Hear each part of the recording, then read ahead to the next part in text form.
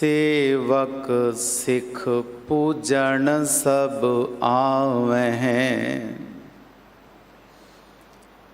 सब गावें हर हर ऊतम बानी।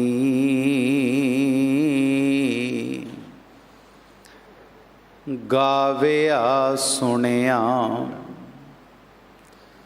तिन का हर थाएं पावै, जिन सतगुर की आज्ञा सत सत कर मानी। सतगुर नो सबको वेखदा, जेता जगत संसार।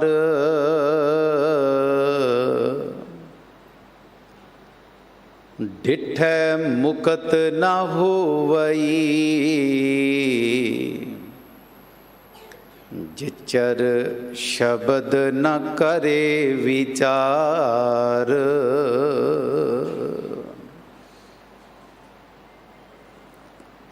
तू चौ सज्जन मेंडिया,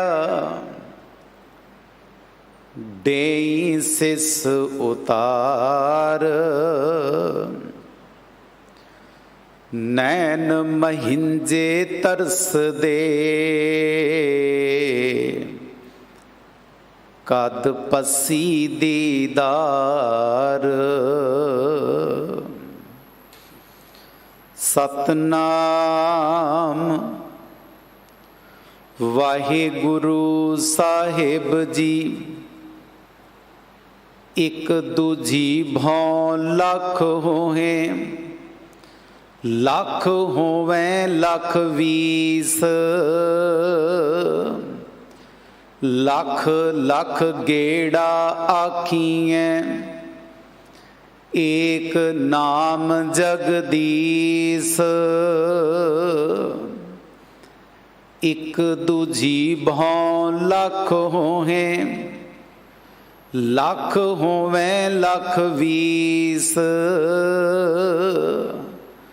लख लख गेड़ा आखिएं। एक नाम जगदीश, एतरा पत पवड़ियाँ चढ़िए हुए 21। सुन गल्लां आकाश की, कीटां आई रीस। नानक नदरी पाईऐ, कूड़ी कूड़े ठीस। नानक नदरी पाईऐ, कूड़ी कूड़े ठीस।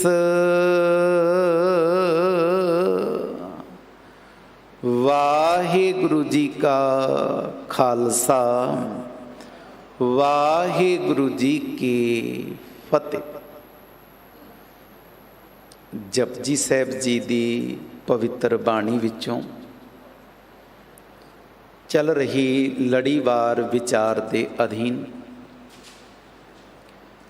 32 नंबर पावन पौड़ी का मूल पाठ आप संगत ने श्रवण किया है। तिस पावन पौड़ी दी विचार श्रवण करा रहे हैं अत सत्कारयोग भाई साहब भाई अंग्रेज सिंह जी, हैड ग्रंथी गुरुद्वारा सीसगंज साहिब।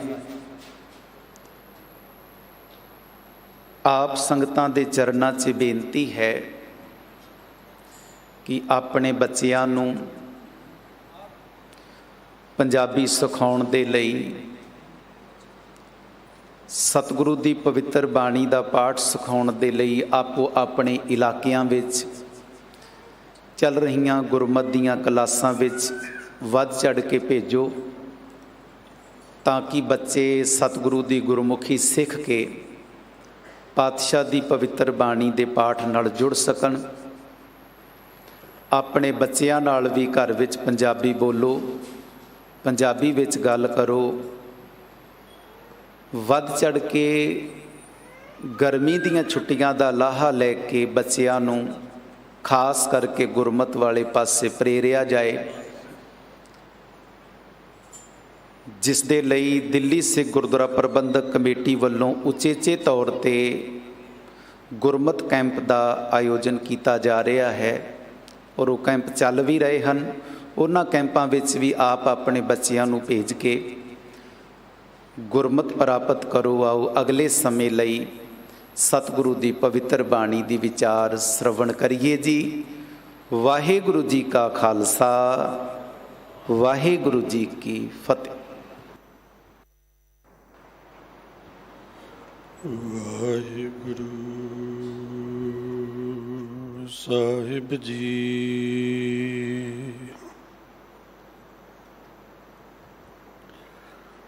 ਸਤਿਨਾਮ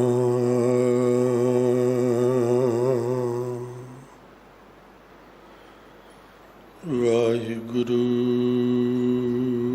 ਸਾਹਿਬ ਜੀ।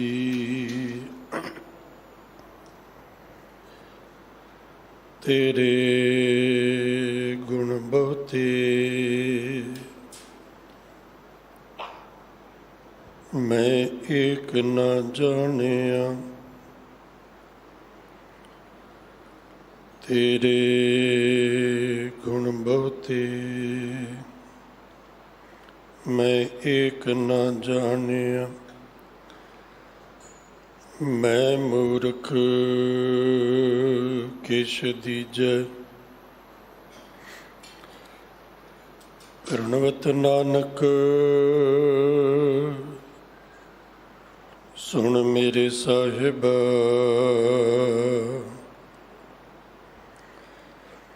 ਡੁੱਬਦਾ ਪੱਥਰ ਲੀਜੈ, ਸੁਣੋ ਬੇਨੰਤੀਆ। ਸੁਆਮੀ ਮੇਰੇ ਰਾਮ, ਕੋਟ ਅਪਰਾਧ ਭਰੇ,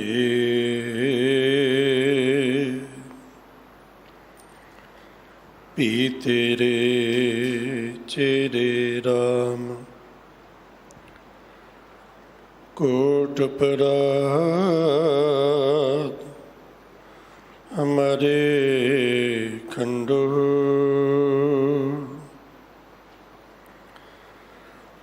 ਅਨਕ ਵਿਧੀ ਸਮਝਾਓ। ਹਮ ਅਗਿਆਨ ਅਲਪ ਮਤ ਥੋਰੀ, ਤੁਮ ਆਪਨ ਬਿਰਦ ਰਖਾਵ। ਤੁਮਰੀ ਸ਼ਰਨ ਤੁਮਰੀ ਆਸਾ, ਤੁਮ ਹੀ ਸੱਜਣ ਸੁਹੇਲੇ। ਰਾਖੋ ਰਾਖਣਹਾਰ ਦਇਆਲਾ, ਨਾਨਕ ਘਰ ਕੇ ਗੋਲੇ। ਰਾਖੋ ਰਾਖਣਹਾਰ ਦਇਆਲਾ, ਨਾਨਕ ਘਰ ਕੇ ਗੋਲੇ।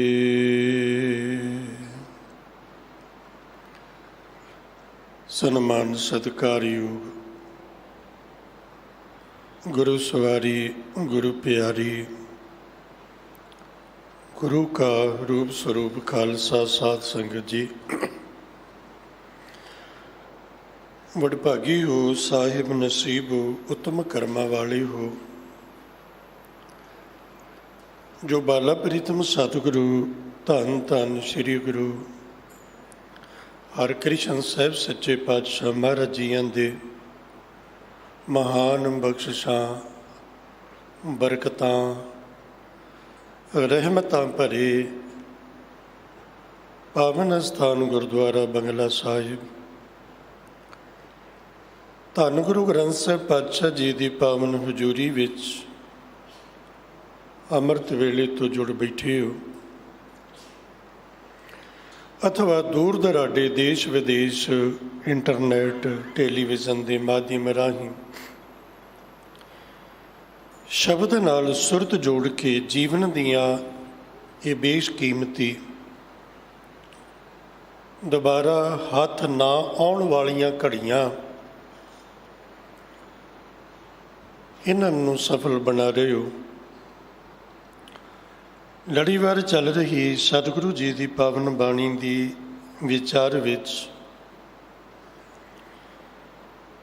ਅੱਜ ਦੀ ਪਾਵਨ ਪੌੜੀ ਆਪ ਜੀ ਨੇ ਸਤਿਕਾਰਯੋਗ ਭਾਈ ਪਰਮਜੀਤ ਸਿੰਘ ਜੀ ਗੁਰੂ ਦਰ ਦੇ ਸਤਿਕਾਰਯੋਗ ਗ੍ਰੰਥੀ ਸਾਹਿਬ ਤਿੰਨਾਂ ਪਾਸੋਂ ਬੜੇ ਸੁੰਦਰ ਅੰਦਾਜ਼ ਮਿੱਠੀ ਆਵਾਜ਼ ਵਿੱਚ ਸਰਵਣ ਕੀਤੀ ਹੈ। ਪਾਵਨ ਬਾਣੀ ਦੀ ਉਥਾਨਕਾ ਆਪ ਜੀ ਪਿਛਲੇ ਸਮੇਂ 'ਚ ਵੱਖ-ਵੱਖ ਵਿਦਵਾਨਾਂ ਪਾਸੋਂ ਸਰਵਣ ਕਰਕੇ ਆਏ ਹੋ।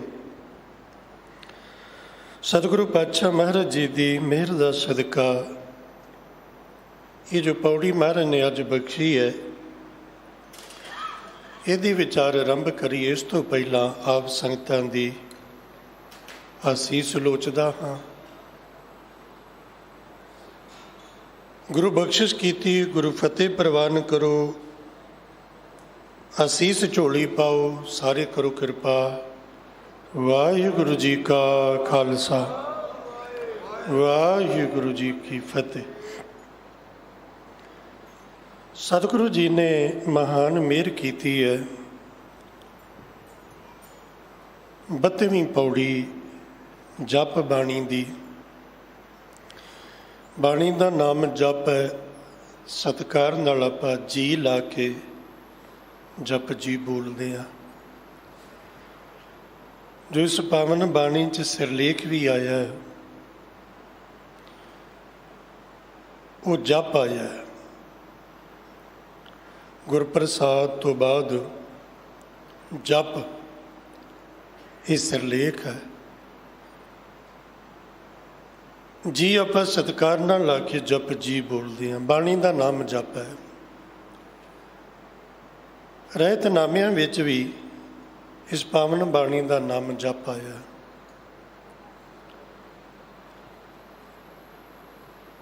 ਤੋ ਸਤਿਗੁਰੂ ਨੇ ਕਿਰਪਾ ਕੀਤੀ। 1 2 ਜੀਭੋਂ ਲੱਖ ਹੋਏ, ਲੱਖ ਹੋਵੇ ਲੱਖ 20। ਪਰਮੇਸ਼ਰ ਪਰਮਾਤਮਾ ਨੇ ਮਨੁੱਖ ਦੀ ਇਸ ਕਾਇਆ ਵਿੱਚ, ਇਸ ਸਰੀਰ ਵਿੱਚ ਲੋੜ ਅਨੁਸਾਰ ਕੋਈ 2-2 ਅੰਗ ਦਿੱਤੇ, ਕੋਈ 1-1 ਦਿੱਤਾ। ਲੋੜ ਅਨੁਸਾਰ ਲੋੜ ਹੈ 2 ਕੰਨਾਂ ਦੀ, ਮਹਾਰਾਜ ਨੇ 2 ਦਿੱਤੇ। 2 ਅੱਖਾਂ ਦੀ ਲੋੜ ਹੈ, ਮਹਾਰਾਜ ਨੇ 2 ਅੱਖਾਂ ਦਿੱਤੀਆਂ। ਤੋ ਸੌਖਾ ਜਿਹਾ ਵੀ ਜਿੰਨੇ ਅੰਗਾਂ ਦੀ ਜਿੰਨੀ ਇਸ ਤੁਹਾਨੂੰ ਲੋੜ, ਮਹਾਰਾਜ ਜੀ ਨੇ ਉਨੇ ਹੀ ਬਖਸ਼ਿਸ਼ ਕੀਤੇ। ਇਹ ਸਾਰੇ ਤਨ ਵਿੱਚ ਆਪਣੇ ਆਪਣੇ ਥਾਂ ਤੇ ਹਰ ਇੱਕ ਇੰਦਰੀ ਦੀ, ਹਰ ਇੱਕ ਅੰਗ ਦੀ ਆਪਣੀ ਇੱਕ ਵਿਸ਼ੇਸ਼ਤਾ ਹੈ, ਆਪਣੀ ਮਹਾਨਤਾ ਹੈ, ਆਪਣਾ ਉਹਦਾ ਥਾਂ ਹੈ। ਅੱਖਾਂ ਦਾ ਆਪਣਾ ਹੈ, ਕੰਨਾਂ ਦਾ ਆਪਣਾ ਹੈ, ਹੱਥਾਂ ਦਾ ਆਪਣਾ, ਪੈਰਾਂ ਦਾ ਆਪਣਾ, ਦਿਮਾਗ ਦਾ ਆਪਣਾ ਹੈ। ਸਭ ਤੋਂ ਜ਼ਿਆਦਾ ਜੋ ਅਹਿਮ ਉਹ ਦਿਮਾਗ ਨੂੰ ਮੰਨਿਆ ਜਾਂਦਾ ਹੈ। ਜੇ ਉਹ ਠੀਕ ਹੈ ਤੇ ਬਾਕੀ ਅੰਗ ਵੀ ਸਾਰੇ ਸਹੀ ਨੇ, ਤੇ ਉਹਦੇ 'ਚ ਕੋਈ ਫਰਕ ਹੈ। ਤੇ ਸੋਨੇ ਵਰਗੀ ਕਾਇਆ ਵੀ ਜਿਹੜੀ ਹੈ ਉਹ ਕਿਸੇ ਕੰਮ ਨਹੀਂ। ਉਹ ਤੋਂ ਬਾਅਦ ਮਨੁੱਖ ਦੇ ਦਿਲ ਨੂੰ, ਹਾਰਟ ਨੂੰ ਬੜਾ ਸਰੀਰ ਵਿੱਚ ਜ਼ਰੂਰੀ ਤੇ ਖਾਸ ਮਹੱਤਵ ਦਿੱਤਾ ਜਾਂਦਾ, ਉਹਦਾ ਆਪਣਾ ਥਾਂ ਹੈ। ਪਰ ਜੇ ਜੀਵਨ ਨੂੰ ਪਰਿਵਾਰਕ ਤੌਰ 'ਤੇ, ਸਮਾਜਿਕ ਤੌਰ 'ਤੇ, ਧਾਰਮਿਕ ਤੌਰ 'ਤੇ ਸਫਲ ਜਾਂ ਅਸਫਲ ਬਣਾਉਣਾ ਜਾਂ ਵੇਖਣਾ ਹੋਵੇ ਤੇ ਫਿਰ ਬਹੁਤ ਵੱਡਾ ਜਿਹੜਾ ਉਹਦੇ 'ਚ ਯੋਗਦਾਨ ਹੈ, ਜ਼ਿੰਮੇਦਾਰੀ ਹੈ, ਉਹ ਮਨੁੱਖ ਦੀ ਜ਼ੁਬਾਨ ਦੀ ਹੈ, ਰਸਨਾ ਦੀ ਹੈ। ਇਹ ਦੋ ਕੰਮ ਕਰਦੀ ਹੈ। ਇਹ ਸਾਨੂੰ ਭੋਜਨ ਦਾ ਸਵਾਦ ਵੀ ਦੱਸਦੀ ਹੈ, ਕੀ ਖਾਣਾ ਕੀ ਨਹੀਂ ਖਾਣਾ, ਸਿਹਤ ਲਈ ਕਿਹੜਾ ਭੋਜਨ ਠੀਕ ਹੈ, ਕਿਹੜਾ ਠੀਕ ਨਹੀਂ, ਕਿਹਦਾ ਸਵਾਦ ਕਿਹੋ ਜਿਹਾ, ਇਹ ਵੀ ਦੱਸਦੀ ਹੈ। ਔਰ ਸਾਡੇ ਅੰਦਰ ਦੀ ਸੋਚ, ਸਾਡੇ ਖਿਆਲ ਦੂਸਰੇ ਤੱਕ ਪਹੁੰਚ ਜਾਣ, ਆਪਾਂ ਆਪਣੀ ਗੱਲ ਦੂਸਰੇ ਨੂੰ ਕਹਿ ਸਕੀਏ, ਸਮਝਾ ਸਕੀਏ, ਉਹਦੇ ਲਈ ਜ਼ਰੀਆ, ਉਹਦੇ ਲਈ ਮਾਧਿਅਮ, ਉਹਦਾ ਕੰਮ ਵੀ ਇਹ ਜ਼ੁਬਾਨ ਕਰਦੀ ਹੈ। ਇਹਦੇ ਨਾਲ ਲਫ਼ਜ਼ਾਂ ਦਾ, ਇਹਦੇ ਨਾਲ ਖਿਆਲਾਂ ਦਾ, ਇਹਦੇ ਨਾਲ ਸੋਚ ਦਾ, ਇਹਦੇ ਨਾਲ ਵਿਚਾਰ ਦਾ ਆਦਾਨ ਪ੍ਰਦਾਨ ਹੁੰਦਾ ਹੈ। ਸਤਿਗੁਰੂ ਜੀ ਨੇ ਪਾਵਨ ਬਾਣੀ 'ਚ ਇੰਦਰੀਆਂ ਨੂੰ ਵਸ ਵਿੱਚ ਰੱਖਣ ਦੀ ਔਰ ਸਹੀ ਜੁਗਤ ਨਾਲ, ਸਹੀ ਤਰਤੀਬ ਨਾਲ ਵਰਤੋਂ ਕਰਨ ਦੀ ਵਾਰ-ਵਾਰ ਸਾਨੂੰ ਤਾਕੀਦ ਕੀਤੀ ਹੈ। ਅੱਖਾਂ ਨੂੰ ਕਿਵੇਂ ਵਰਤਣਾ ਹੈ, ਕੰਨਾਂ ਨੂੰ ਕਿਵੇਂ ਵਰਤਣਾ ਹੈ, ਹੱਥਾਂ ਨੂੰ, ਪੈਰਾਂ ਨੂੰ ਕਿਵੇਂ ਵਰਤਣਾ ਹੈ। ਔਰ ਉਸ ਦੇ ਨਾਲ ਨਾਲ ਖਾਸ ਕਰਕੇ ਮਹਾਰਾਜ ਜੀ ਨੇ ਜ਼ੁਬਾਨ 'ਤੇ ਬਹੁਤ ਜ਼ਿਆਦਾ ਜ਼ੋਰ ਦਿੱਤਾ, ਕਿਉਂਕਿ ਜ਼ੁਬਾਨ ਮਰਿਆਦਾ ਵਿੱਚ, ਸੰਜਮ ਵਿੱਚ, ਤਰਤੀਬ ਵਿੱਚ, ਨਿਯਮ ਵਿੱਚ ਰਹਿ ਕੇ ਚੱਲੇ ਤੇ ਸਾਰਾ ਕੁਝ ਹੀ ਪ੍ਰਾਪਤ ਹੋ ਸਕਦਾ ਹੈ ਔਰ ਹੁੰਦਾ ਹੈ। ਇਹ ਮਰਿਆਦਾ ਤੋਂ ਬਾਹਰ, ਤਰਤੀਬ ਤੋਂ ਬਾਹਰ ਆਪ ਹਦੂਰੀ ਚੱਲੇ ਤੇ ਇਹ ਵਿਗਾੜ ਵੀ ਬਹੁਤ ਕਰਦੀ ਹੈ। ਇਹਨੂੰ ਸੌਖਾ ਜਿਹਾ ਕਹਿ ਲਓ ਵੀ ਸਾਡੇ ਤਨ 'ਚੋਂ ਹੋਰ ਕੋਈ ਵੀ ਅੰਗ ਪਰਿਵਾਰ ਦਾ, ਸਮਾਜ ਦਾ, ਧਾਰਮਿਕ ਦੁਨੀਆ ਦਾ ਉਹਨਾਂ ਨੁਕਸਾਨ ਜਾਂ ਉਹਨਾਂ ਫਾਇਦਾ ਨਹੀਂ ਕਰਦੇ ਜਿੰਨਾ ਜ਼ੁਬਾਨ ਕਰਦੀ ਹੈ। ਔਰ ਇਸੇ ਲਈ ਸਤਿਗੁਰੂ ਜੀ ਨੇ ਇਹ ਕਿਰਪਾ ਕੀਤੀ ਕਿ ਬੋਲਣ ਤੋਂ ਪਹਿਲਾਂ ਵਿਚਾਰਨਾ। ਬੋਲਣਾ ਤੇ ਬੋਲਣਾ ਹੀ ਹੈ, ਪਰ ਬੋਲਣ ਤੋਂ ਪਹਿਲਾਂ ਕੰਮ ਹੈ ਵਿਚਾਰਨਾ, ਸਾਡੀ ਬੋਲੀ ਕਿਹੋ ਜਿਹੀ ਹੋਵੇ। ਤੇ ਮਹਾਰਾਜ ਜੀ ਨੇ ਇਹ ਵੀ ਸਾਨੂੰ ਬਖਸ਼ਿਸ਼ ਕੀਤੀ, ਮੋਹ ਕੇ ਬੋਲਣ ਬੋਲੀਏ। ਕੀ ਬੋਲੀਏ, ਕੀ ਬੋਲੀਏ? ਤੇਰੀ ਜ਼ੁਬਾਨ ਕੋਈ ਹੋਵੇ, ਤੇਰੀ ਭਾਸ਼ਾ ਕੋਈ ਹੋਵੇ, ਪਰ ਮਹਾਰਾਜ ਕਹਿੰਦੇ ਤੇਰੀ ਬੋਲੀ 'ਚ ਆ ਗੁਣ ਲਾਜ਼ਮੀ ਹੋਵੇ, ਜਿਤ ਸੁਣ ਧਰੇ ਪਿਆਰ, ਕਿ ਸੁਣਨ ਵਾਲਾ ਤੇਰੇ ਬੋਲ ਸੁਣ ਕੇ ਪਿਆਰ ਵਿੱਚ ਆ ਜਾਏ। ਔਰ ਇਹ ਦੁਨੀਆ 'ਚ ਖੇਡ ਹੀ ਪਿਆਰ ਦੀ ਹੈ। ਸੱਚ ਕਹੋ ਸੁਣ ਲਿਓ ਸਭੈ, ਜਿਨ ਪ੍ਰੇਮ ਕੀਓ ਤਿਨ ਹੀ ਪ੍ਰਭ ਪਾਇਓ। ਪਰਿਵਾਰ ਦਾ ਮਾਹੌਲ ਚੰਗਾ ਰੱਖਣਾ ਹੋਵੇ ਤੇ ਪਿਆਰ ਦੀ ਲੋੜ ਹੈ। ਅੱਜ ਸਾਡੇ ਘਰਾਂ ਦੇ ਕਲਾ ਕਲੇਸ਼ ਬਹੁਤ ਨੇ, ਦਿਨ ਬ ਦਿਨ ਵੱਧਦੇ ਜਾ ਰਹੇ ਨੇ, ਤੇ ਹੈਰਾਨੀ ਦੀ ਗੱਲ ਇਹ ਵੀ ਉੱਥੇ ਕੋਈ ਘਾਟ ਪੈਸੇ ਦੀ ਨਹੀਂ ਹੈ, ਮਾਇਆ ਦੀ ਨਹੀਂ ਹੈ, ਕਿਸੇ ਚੀਜ਼ ਦੀ ਕੋਈ ਘਾਟ ਕਮੀ ਨਹੀਂ ਵੀ ਜਿਸ ਕਰਕੇ ਕਲਾ ਹੈ ਨਾ। ਜੇ ਘਾਟ ਹੈ ਤੇ ਪਿਆਰ ਦੀ। ਹੁਣ ਪਿਆਰ ਦੇ ਸੰਬੰਧ ਵਿੱਚ ਵੀ ਬੰਦਾ ਬੇਈਮਾਨੀ ਕਰਦਾ ਹੈ। ਮੈਂ ਇਹ ਤੇ ਚਾਹੁੰਦਾ ਵੀ ਲੋਕ ਮੇਰੇ ਨਾਲ ਪਿਆਰ ਕਰਨ, ਪਰ ਮੈਂ ਕਿਸੇ ਨੂੰ ਪਿਆਰ ਵੰਡ ਕੇ ਰਾਜੀ ਨਹੀਂ। ਇਹ ਕਹਾਣੀ ਆਪਣੇ ਘਰ ਤੋਂ ਹੈ, ਸਭ ਦੀ ਹੈ। ਛੋਟਾ ਬੱਚਾ ਉਹ ਤੋਂ ਲੈ ਕੇ ਬਜ਼ੁਰਗ ਤੱਕ ਹਰ ਕੋਈ ਇਹ ਚਾਹੁੰਦਾ ਹੈ ਜਿਹੜਾ ਮੇਰੇ ਨਾਲ ਬੋਲੇ ਉਹ ਪਿਆਰ ਨਾਲ ਬੋਲੇ, ਸਲੀਕੇ ਨਾਲ ਪੇਸ਼ ਆਏ, ਪਿਆਰ ਨਾਲ ਪੇਸ਼ ਆਏ, ਪਰ ਮੈਂ ਖੁਦ ਨਹੀਂ ਦੂਸਰੇ ਨਾਲ ਆਗੁਣ ਵਰਤਦਾ।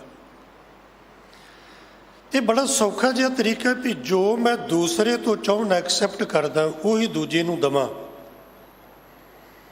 ਜੋ ਮੈਂ ਦੇਵਾਂਗਾ ਨਾ, ਪੁਰਾਣੇ ਬਜ਼ੁਰਗ ਕਹਿੰਦੇ ਖੂਹ ਦੀ ਆਵਾਜ਼ ਹੈ। ਖੂਹ 'ਚ ਤੁਸੀਂ ਮੂੰਹ ਕਰਕੇ ਜਿਹੋ ਜਿਹਾ ਬੋਲੋਗੇ ਉਹੋ ਜਿਹਾ ਜਵਾਬ ਵਾਪਸ ਆਏਗਾ, ਰਿਪਲਾਈ ਆਏਗਾ।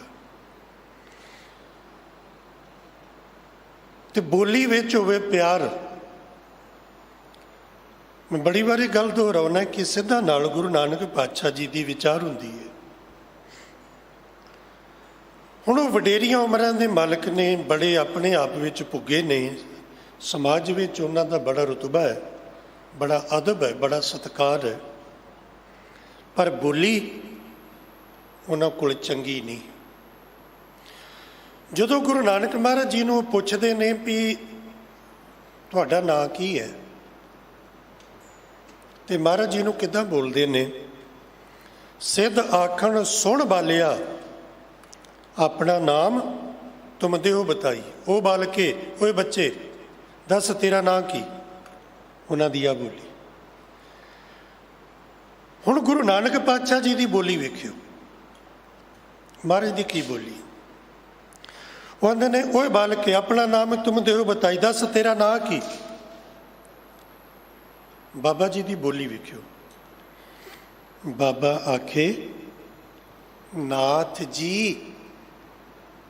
ਗੌਰ ਕਰਿਓ, ਇਹਨਾਂ ਦੇ ਅਰਥ ਕੀ ਨੇ ਸਿਰਫ ਉਹੀ ਨਹੀਂ ਮਾਇਨੇ ਰੱਖਦੇ। ਬੋਲੀ ਵੇਖੋ, ਸਲੀਕਾ ਵੇਖੋ, ਤਹਿਜ਼ੀਬ ਵੇਖੋ ਬੋਲੀ ਦੀ। ਔਰ ਦੱਸ ਤੇਰਾ ਨਾਂ ਕੀ, ਤੇ ਜਵਾਬ ਵੇਖੋ। ਨਾਨਕ ਆਖੇ ਨਾਥ ਜੀ। ਨਾਥ ਜੀਓ ਨਾਨਕ ਨਾਮ ਜਪੇ ਗਤ ਪਾਈ। ਮੇਰਾ ਨਾਮ ਹੈ ਨਾਨਕ। ਸਤਿਗੁਰੂ ਜੀ ਦੀ ਬੋਲੀ ਤੋਂ ਇੰਨੇ ਮੁਤਾਸਰ ਹੋਏ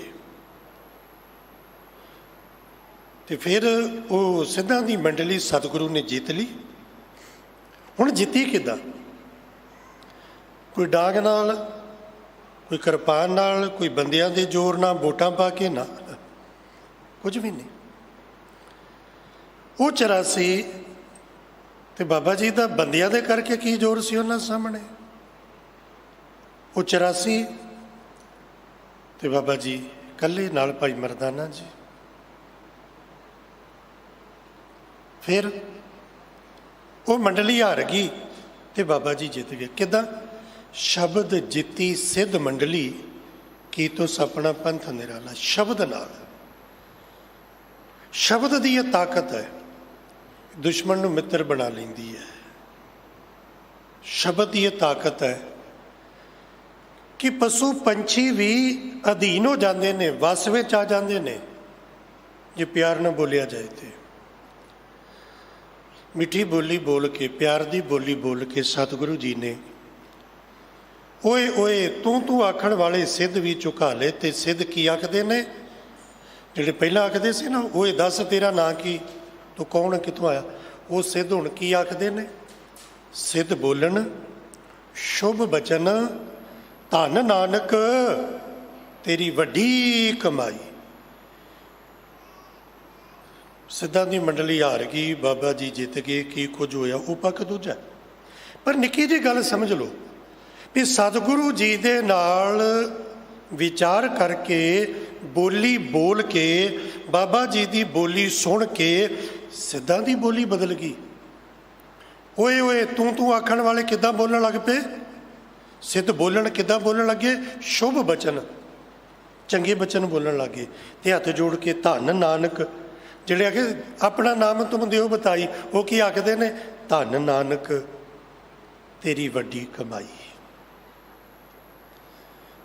ਜ਼ੁਬਾਨ ਦੇ ਬੋਲਾਂ ਦਾ ਬੰਦੇ ਦੀ ਜ਼ਿੰਦਗੀ 'ਚ ਬਹੁਤ ਵੱਡਾ ਮਹੱਤਵ ਹੈ, ਬਹੁਤ ਵੱਡਾ। ਔਰ ਮਸਕੀਨ ਸਾਹਿਬ ਜੀ ਨੇ ਇਹਦਾ ਜ਼ਿਕਰ ਕੀਤਾ ਵੀ ਧਰਮ ਦੀ ਦੁਨੀਆ 'ਚ ਕੇਵਲ 10 ਪਾਪ ਮੰਨੇ ਗਏ। ਉਹੀ ਪਾਪ ਵਾਰ-ਵਾਰ ਰਿਪੀਟ ਹੁੰਦੇ ਨੇ। ਉਹਨਾਂ 10 ਪਾਪਾਂ 'ਚੋਂ 4 ਪਾਪ ਜਿਹੜੇ ਨੇ ਨਾ, ਉਹ ਕੱਲੀ ਜ਼ੁਬਾਨ ਦੇ ਨੇ। ਜ਼ੁਬਾਨ ਦੇ 4 ਪਾਪ ਜੋ ਆਪਾਂ ਬਿਨਾਂ ਸੋਚੇ ਹਰ ਰੋਜ਼ ਕਰਦੇ ਹਾਂ। ਜ਼ੁਬਾਨ ਦਾ ਪਹਿਲਾ ਪਾਪ ਮਿੱਥਿਆ ਬੋਲਣਾ, ਝੂਠ ਬੋਲਣਾ, ਇਹ ਪਾਪ ਹੈ। ਸਤਿਗੁਰੂ ਨੇ ਕਿਹਾ ਪਾਪ ਹੈ। ਬੋਲੀਏ ਸੱਚ ਧਰਮ ਝੂਠ ਨਾ ਬੋਲੀਏ, ਜੋ ਗੁਰ ਦੱਸੇ ਵਾਟ ਫਰੀਦਾ ਜੋਲੀਏ। 10ਵੇਂ ਪਾਤਸ਼ਾਹ ਮਹਾਰਾਜ ਪਤਾ ਕੀ ਕਹਿੰਦੇ ਨੇ ਕਿ ਹਮੋ ਮਰਦ ਆਇਦ ਸਵਦ ਸੁਖਨ ਵਾਰ ਨਾ ਸ਼ਿਕਵੇ ਦਿਗਰ ਦਰਦ ਹਾਨੀ ਦਿਗਰ। ਜ਼ਫਰਨਾਮਾ। ਬੰਦਾ ਉਹ ਹੈ, ਮਰਦ ਉਹ ਹੈ ਜਿਹਦਾ ਦਿਲ ਤੇ ਜਿਹਦੀ ਜ਼ੁਬਾਨ ਇੱਕੋ ਹੈ। ਮਨ 'ਚ ਕੁਝ ਹੋਰ ਤੇ ਜ਼ੁਬਾਨ ਤੇ ਕੁਝ ਹੋਰ, ਉਹ ਬੰਦਾ ਬੰਦਾ ਨਹੀਂ। ਕੱਲ੍ਹ ਸ਼ਹੀਦੀ ਦਿਹਾੜਾ ਸਮੁੱਚੇ ਸੰਸਾਰ ਨੇ ਮਨਾਇਆ। ਸਿੱਖ ਨਸਲ ਕੁਸੀ ਦਾ, ਘੱਲੂ ਘਾਰੇ ਦਾ,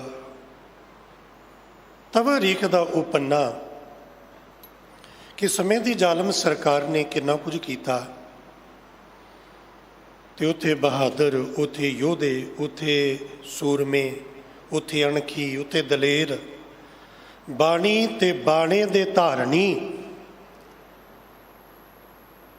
ਸੰਤ ਗਿਆਨੀ ਜਰਨੈਲ ਸਿੰਘ ਜੀ ਖਾਲਸਾ ਭਿੰਡਰਾਂ ਵਾਲੇ ਉਹ ਡਿੱਡੇ। ਤੇ ਉਹਨਾਂ ਨੇ ਸ਼ਹੀਦੀ ਜਾਮ ਪੀਤਾ। ਭਾਈ ਅਮਰੀਕ ਸਿੰਘ ਜੀ, ਬਾਬਾ ਠਾਰਾ ਸਿੰਘ ਜੀ, ਜਰਨਲ ਸ਼ੁਬੇਗ ਸਿੰਘ ਜੀ, ਕਿੰਨੀਆਂ ਵੱਡੀਆਂ ਸ਼ਹੀਦੀਆਂ। ਔਰ ਉਹਨਾਂ ਦਾ ਇੱਕ ਇੱਕ ਬੋਲ, ਸੰਤਾਂ ਦਾ ਇੱਕ ਇੱਕ ਬੋਲ ਰਹਿੰਦੀ ਦੁਨੀਆ ਤੱਕ ਲਈ ਅਮਰ ਹੈ। ਉਹਨਾਂ ਦੇ ਬੋਲ ਸਲੋਗਨ ਬਣ ਗਏ ਅੱਜ। ਮੈਂ ਸਰੀਰ ਦੀ ਮੌਤ ਨੂੰ ਮੌਤ ਨਹੀਂ ਮੰਨਦਾ, ਜ਼ਮੀਰ ਦਾ ਮਰ ਜਾਣਾ ਅਸਲੀ ਮੌਤ ਹੈ। ਬੋਲਿਆ ਨਾ ਸੰਤਾਂ ਨੇ, ਸਲੋਗਨ ਬਣ ਗਏ। ਇਹ ਬੋਲ ਅਮਰ ਹੋ ਗਏ, ਰਹਿੰਦੀ ਦੁਨੀਆ ਤੱਕ ਰਹਿਣਗੇ। ਔਰ ਇਹਨਾਂ ਬੋਲਾਂ ਨੇ ਉਹ ਤਾਕਤ ਭਰੀ। ਜਦੋਂ 1 ਤਰੀਕ ਨੂੰ ਫੌਜ ਵੱਲੋਂ ਫਾਇਰ ਕੀਤੇ ਜਾਂਦੇ ਨੇ ਤੇ ਸੰਤਾਂ ਨੇ ਸਾਰੇ ਯੋਧਿਆਂ ਨੂੰ ਕਿਹਾ ਸੀ, ਸਵੇਰੇ 9 9:30 ਦਾ ਸਮਾਂ ਲਿਖਤਾਂ 'ਚ ਮਿਲਦਾ। ਤੇ ਸੰਤਾਂ ਨੇ ਸਾਰਿਆਂ ਨੂੰ ਕਿਹਾ ਵੀ ਤੁਸੀਂ ਫਾਇਰ ਨਹੀਂ ਕਰਨਾ, ਕਿਸੇ ਨੇ ਗੋਲੀ ਨਹੀਂ ਚਲਾਉਣੀ ਜਦੋਂ ਤੱਕ ਉਹ ਅੰਦਰ ਨਾ ਆ ਜਾਣ। ਤੇ 1 ਤਰੀਕ ਦੀ ਸ਼ਾਮ ਨੂੰ ਸੰਤਾਂ ਨੇ ਆਪਣੇ ਸਾਥੀਆਂ ਨੂੰ ਇਹ ਗੱਲ ਆਖੀ ਸੀ, ਸਾਰਿਆਂ ਨੂੰ ਇਕੱਠੇ ਕਰਕੇ। ਜਥੇ ਦੇ ਵੀ ਸਿੰਘ ਸੀ, ਫੈਡਰੇਸ਼ਨ ਦੇ ਵੀ ਸੀ, ਨਾਲ ਪਿੰਡਾਂ 'ਚੋਂ ਗਏ ਹੋਏ ਸੰਗਤ 'ਚੋਂ ਵੀ ਸੀ। ਆਖਿਆ ਵੀ ਦੇਖੋ ਫੌਜ ਆ ਗਈ ਹੈ, ਹੁਣ ਕੰਮ ਹੋਣਾ ਸ਼ੁਰੂ। ਤੇ ਗੱਲਾਂ 2 ਹੀ ਹੁੰਦੀਆਂ ਨੇ, ਜਾਂ ਜਿੱਤ ਤੇ ਜਾਂ ਸ਼ਹੀਦੀ। ਤੀਸਰੀ ਤੇ ਗੱਲ ਹੋਣੀ ਕੋਈ ਨਹੀਂ। ਤੇ ਅਸਾਰ ਤੁਹਾਡੇ ਸਾਹਮਣੇ ਨੇ। ਅਣਸਾਮੀ ਜੰਗ ਹੈ, ਇਹ ਲੜਾਈ ਕੋਈ ਬਰਾਬਰ ਦੀ ਨਹੀਂ ਹੈ, ਇਹ ਅਣਸਾਮੀ ਹੈ। ਤੇ ਇਸ ਗੱਲ ਦਾ ਆਪਾਂ ਨੂੰ ਫਿਕਰ ਕੋਈ ਨਹੀਂ, ਕਿਉਂਕਿ ਆਪਾਂ ਸ਼ੁਰੂ ਤੋਂ ਅਣਸਾਮੀਆਂ ਹੀ ਜੰਗਾਂ ਲੜੀਆਂ ਨੇ। ਅਨੰਦਪੁਰ ਸਾਹਿਬ ਨੂੰ ਘੇਰਾ ਪਿਆ, ਕੋਈ ਸਾਮੀ ਜੰਗ ਥੋੜ੍ਹੀ ਸੀ, ਬਰਾਬਰ ਦੀ ਥੋੜ੍ਹੀ ਸੀ। ਸਰਸਾ ਦੇ ਕੰਢੇ ਕੋਈ ਸਾਮੀ ਸੀ? ਚਮਕੌਰ ਦੀ ਗੜੀ 'ਚ ਇੱਧਰ 40 ਤੇ ਉੱਧਰ 10 ਲੱਖ। ਕਿਤੇ ਅਸੀਂ ਤਾਂ ਸਾਮੀ ਲੰਗ ਲੜੀ ਜੰਗ ਲੜੀ ਕੋਈ ਨਹੀਂ ਅਜੇ ਤੱਕ। ਅਣਸਾਮੀ ਜੰਗ ਹੋਈ ਸ਼ੁਰੂ ਤੋਂ। ਗੁਰੂ ਹਰਗੋਬਿੰਦ ਮਹਾਰਾਜ ਜੀ ਨੇ 4, 10ਵੇਂ ਪਾਤਸ਼ਾਹ ਮਹਾਰਾਜ ਨੇ 14 ਲੜੀਆਂ, 18 ਦੀਆਂ 18 ਅਣਸਾਮੀਆਂ। ਅਨਬੈਲੈਂਸ ਬੈਟਲ, ਕੋਈ ਬਰਾਬਰੀ ਨਹੀਂ। ਫੌਜ ਕਰਕੇ, ਗਿਣਤੀ ਕਰਕੇ, ਹਥਿਆਰਾਂ ਕਰਕੇ ਕੋਈ ਬਰਾਬਰੀ ਨਹੀਂ। ਗੁਰਦਾਸ ਨੰਗਲ ਗੜੀ, ਸਾਰਾ ਗੜੀ ਆਪਾਂ ਆਦੀ ਹਾਂ ਨਾ ਦੀ। ਇਹ ਜੰਗ ਵੀ ਅਣਸਾਮੀ ਹੈ। ਸਿੱਟਾ ਜੋ ਹੋਏਗਾ ਬਾਜਾ ਵਾਲਾ ਜਾਣੇ। ਹੋਂਦ ਦੀ ਲੜਾਈ ਤੁਸੀਂ ਬੜੀ ਵਾਰ ਸੁਣਿਆ ਨਾ, ਜਦੋਂ ਕਿਸਾਨੀ ਮੋਰਚਾ ਲੱਗਾ ਸੀ, ਇਹ ਲੜਾਈ ਹੋਂਦੀ ਹੈ, ਇਹ ਲੜਾਈ ਹੁੰਦੀ। ਉਹਦਾ ਮਤਲਬ ਕੀ ਹੁੰਦਾ? ਮਤਲਬ ਇਹ ਨਹੀਂ ਵੀ ਜੰਗ ਜਿੱਤਣਾ। ਕੁਝ ਲੜਾਈਆਂ ਜ਼ਰੂਰੀ ਨਹੀਂ ਹੁੰਦਾ ਕਿ ਜਿੱਤਣ ਵਾਸਤੇ ਲੜੀਆਂ ਜਾਣ। ਕੁਝ ਲੜਾਈਆਂ ਇਸ ਲਈ ਲੜੀਆਂ ਜਾਂਦੀਆਂ ਨੇ, ਦੱਸਣ ਵਾਸਤੇ ਕਿ ਤੁਹਾਡਾ ਜ਼ਬਰ, ਤੁਹਾਡਾ ਜ਼ੁਲਮ, ਇਹ ਤੁਹਾਡਾ ਧੱਕਾ, ਇਹ ਤੁਹਾਡੀ ਤਾਨਾਸ਼ਾਹੀ, ਇਹ ਸਾਡੀ ਕੌਮ ਤੇ ਇਸ ਤਰੀਕੇ ਨਾਲ ਵਿਤਕਰਾ ਕਰਕੇ ਜ਼ਬਰ ਕਰਨੇ ਸਾਨੂੰ ਮਨਜ਼ੂਰ ਨਹੀਂ। ਇਹਦੇ ਵਿਰੋਧ ਵਿੱਚ ਡਟ ਕੇ ਖੜਾਂਗੇ। ਮਰਨਾ ਮਨਜ਼ੂਰ ਹੈ, ਮਰਨ ਮੰਨਣਾ ਹੈ, ਝੁਕਣਾ ਵਿਕਣਾ ਗੁਲਾਮੀ ਇਹ ਮਨਜ਼ੂਰ ਨਹੀਂ। ਇਹਨੂੰ ਕਹਿੰਦੇ ਹੋਂਦ ਦੀ ਲੜਾਈ। ਤੇ ਸੰਤ ਜਰਨੈਲ ਸਿੰਘ ਜੀ ਨੇ ਆਖਿਆ ਸੀ ਵੀ ਜਿਹੜੇ ਜਾਣਾ ਚਾਹੁਣ ਜਾ ਸਕਦੇ ਹੋ ਤੁਸੀਂ। ਅਜੇ ਕਿਤਾਬ ਖੁੱਲੀ ਹੈ, ਰਿਜ਼ਲਟ ਤੁਹਾਡੇ ਸਾਹਮਣੇ ਹੈ, ਜੋ ਹੋਣਾ ਤੁਹਾਡੇ ਸਾਹਮਣੇ ਹੈ। ਤੇ ਜਿਨ੍ਹਾਂ ਨੂੰ ਘਰ ਦਾ ਪਰਿਵਾਰ ਦਾ ਧੀਆ ਪੁੱਤਾਂ ਦਾ ਕਿਸੇ ਦਾ ਖਿਆਲ ਮੋਹ ਆਵੇ, ਜਾਣਾ ਚਾਹੋ ਤੇ ਜਾ ਸਕਦੇ ਹੋ। ਉੱਥੇ ਇਤਿਹਾਸ ਦੁਹਰਾਇਆ ਗਿਆ। ਸਿੰਘਾਂ ਨੇ ਆਖਿਆ ਵੀ ਇਹ ਇਤਿਹਾਸ ਦੁਹਰਾਇਆ ਜਾ ਰਿਹਾ ਹੈ। ਉਦੋਂ ਵੀ ਦਰਬਾਰ ਸਾਹਿਬ ਦੀ ਬੇਅਦਬੀ ਤੇ ਉਹਦੀ ਮਾਨ ਮਰਿਆਦਾ ਸਤਿਕਾਰ ਦੀ ਬਹਾਲੀ ਦਾ ਮਸਲਾ ਸੀ। ਤੇ ਬਾਬਾ ਦੀਪ ਸਿੰਘ ਸਾਹਿਬ ਜੀ ਚੱਲੇ ਤੇ ਬਾਬਾ ਦੀਪ ਸਿੰਘ ਜੀ ਨੇ ਵੀ ਲਕੀਰ ਖਿੱਚ ਕੇ ਖੰਡੇ ਨਾਲ ਆਖਿਆ ਸੀ ਵੀ ਅੱਗੇ ਉਹ ਜਾਇਓ ਜਿਹਨੂੰ ਗੁਰੂ ਨਾਲ ਪਿਆਰ ਹੈ, ਜਿਹਨੂੰ ਪਰਿਵਾਰ ਦਾ ਘਰ ਵਾਲਿਆਂ ਦਾ ਅੱਗੇ ਜਾ ਕੇ ਚੇਤਾ ਆਉਣਾ ਨਾ, ਉਹ ਨਾ ਤੁਰਿਓ। ਇਹ ਲੀਕ ਉਹ ਟੱਪਿਓ ਜਿਹੜਾ ਇਸ ਸਿਰ ਨੂੰ ਗੁਰੂ ਦਾ ਜਾਣਦਾ ਹੈ, ਕਿਉਂਕਿ ਜੰਗ ਸ਼ੁਰੂ ਦਾ ਪਤਾ, ਮੁਕਾ ਦਾ ਨਹੀਂ ਪਤਾ ਕੀ ਹੋਣਾ। ਉਹਦਾ ਜਿਹੜਾ ਮੁਕਾ ਹੈ ਉਹ ਸਮੇਂ ਨੇ ਤੈਅ ਕਰਨਾ। ਤੇ ਸਿੰਘਾਂ ਨੇ ਆਖਿਆ ਕਿ ਉਦੋਂ ਬਾਬਾ ਦੀਪ ਸਿੰਘ ਜੀ ਨੇ ਲਕੀਰ ਖਿੱਚੀ ਸੀ। ਉਦੋਂ ਵੀ ਦਰਬਾਰ ਸਾਹਿਬ ਦੇ ਮਾਣ ਸਤਿਕਾਰ ਦਾ, ਅਣਖ ਦੀ ਕੌਮ ਦੀ ਅਣਖ ਦਾ, ਗੈਰਤ ਦਾ ਮਸਲਾ ਸੀ।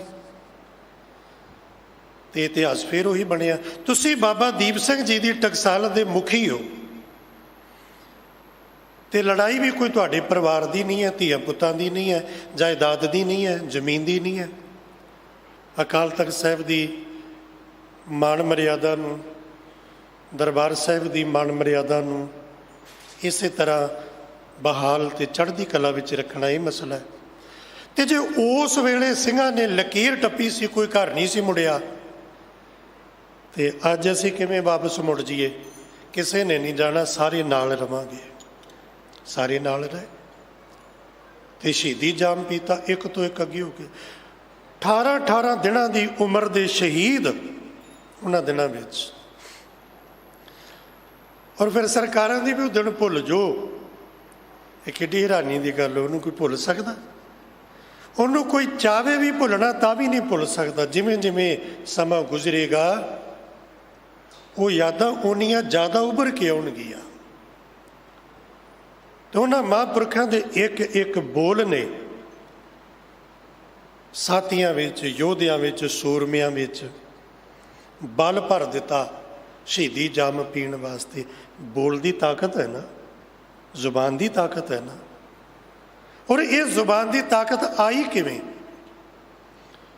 ਸੈਂਟਰ ਸਰਕਾਰ ਨਾਲ ਮੱਥਾ ਲਾਉਣਾ, ਔਰ ਬੜੇ ਲਿਮਿਟਡ ਜੇ ਸੋਰਸ ਹੁੰਦੇ ਆ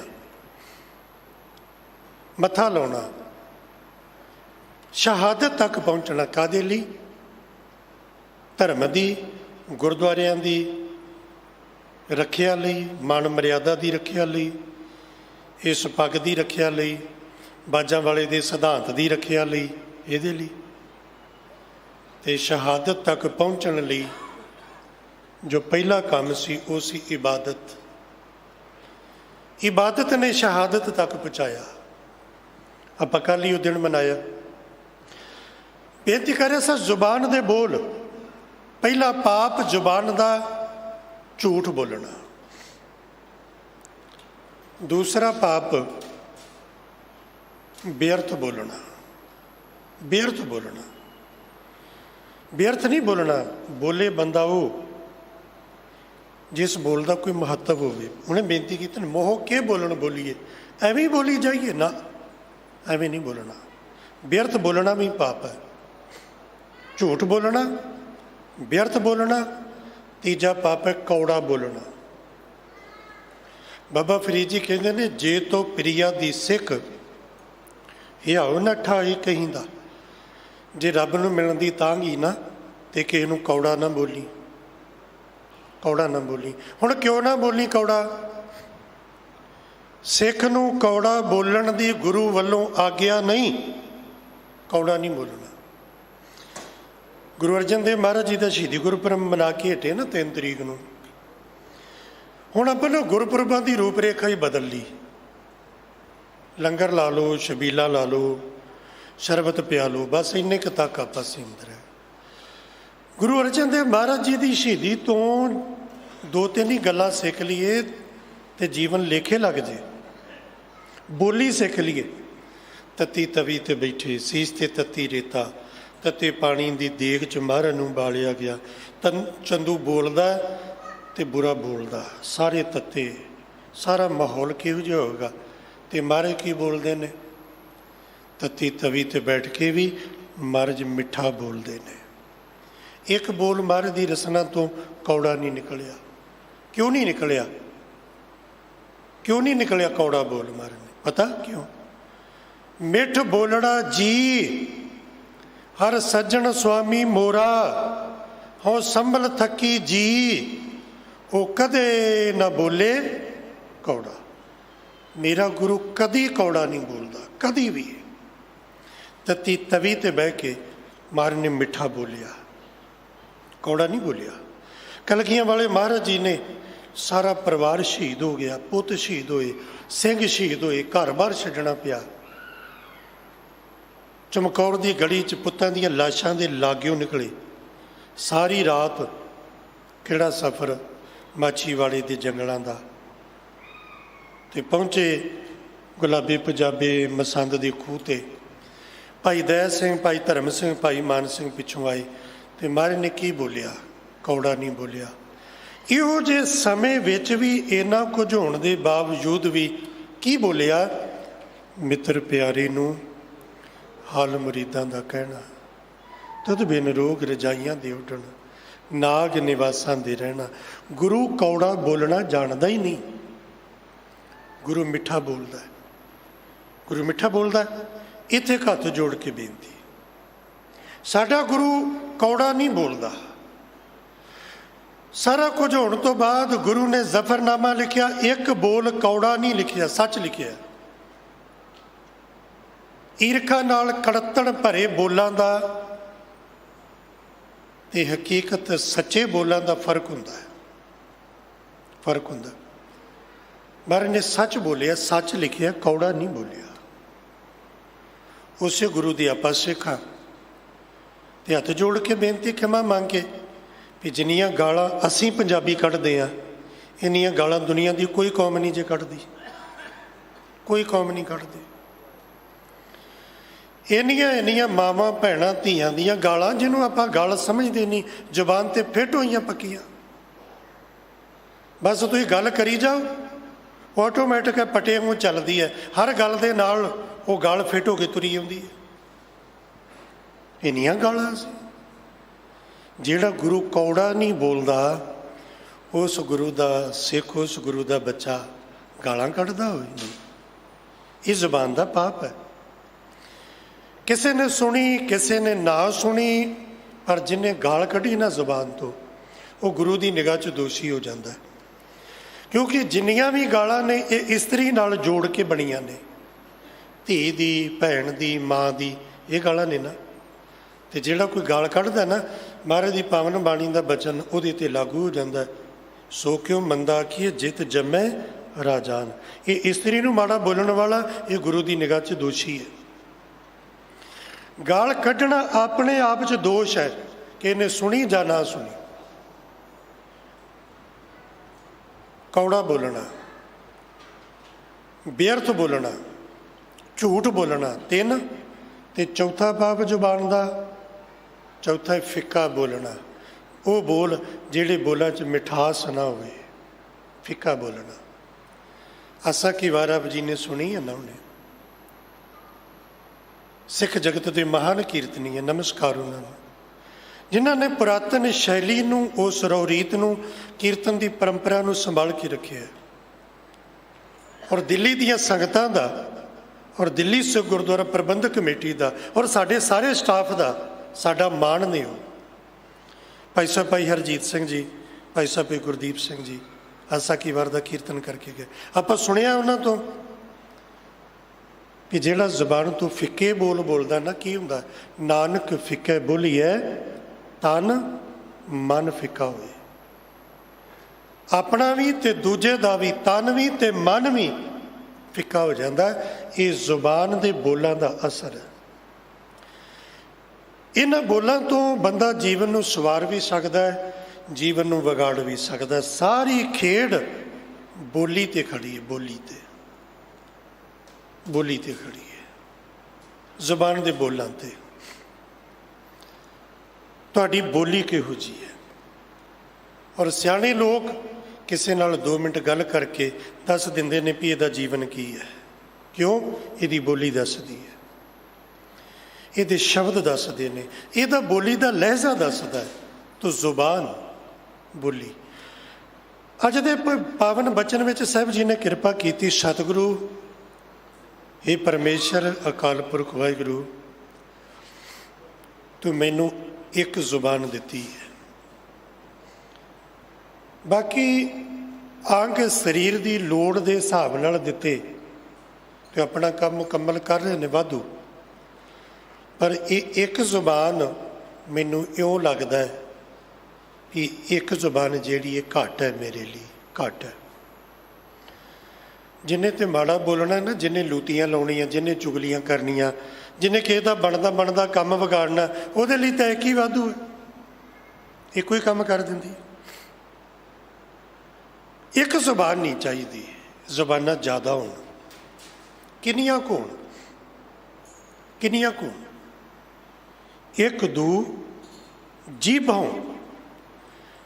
ते कईयां दा ना मैं पाठ इदां भी सुनिया, वो भाव नूं वखरा करनगे ते जी नूं दू नाल ला के दूजी बना लैंदे ने।